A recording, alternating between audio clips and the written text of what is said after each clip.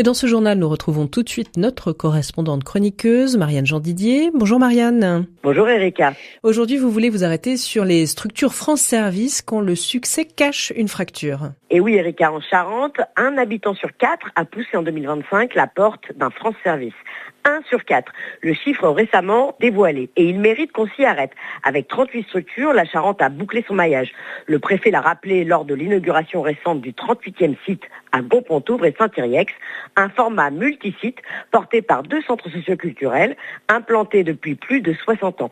Probablement unique en France. D'ailleurs, beaucoup de départements regardent ce maillage avec intérêt et envie. Alors il y a de quoi, en quelque sorte, Marianne, avec un recours en plus réel à ces structures France Service dans le département. Et oui, Erika, les chiffres confirment la dynamique. 96 000 usagers accueillis, en hausse de 17% quand même, 132 000 démarches accompagnées, en hausse de 32%, et surtout, 88% des démarches sont résolues dès la première visite. Sur le terrain, ça donne 2 semaines d'attente pour un rendez-vous et 270 personnes accompagnées en 3 mois sur un seul nouveau site. Mais ce succès raconte aussi autre chose. 56% des usagers ont plus de 55 ans. 2 tiers de l'activité se concentrent donc dans le rural.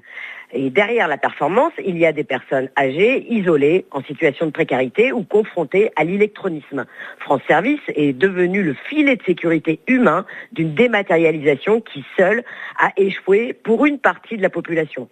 Le service public n'est pas plus loin, c'est l'accès numérique au droit qui s'est éloigné. Et en Charente, Marianne, la clé de cette présence en proximité est une preuve d'engagement réel.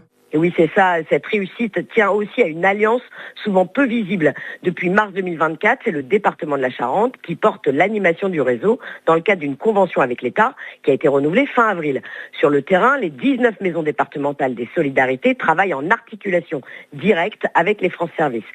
C'est cette colonne vertébrale, État-département, doublée d'opérateurs locaux qui rend le maillage possible. Une alliance discrète mais essentielle.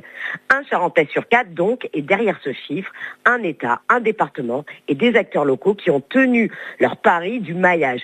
Mais c'est aussi un signal quand un service public explose en fréquentation, ce n'est pas toujours qu'il fonctionne mieux. C'est parfois qu'il pallie à ce que la dématérialisation a cassé. Le département a fait sa part, le maillage est là, la preuve est faite. Maintenant, la balle est dans le camp de l'État. Soit il finance la montée en charge, soit il assume que le filet risque malheureusement de se déchirer.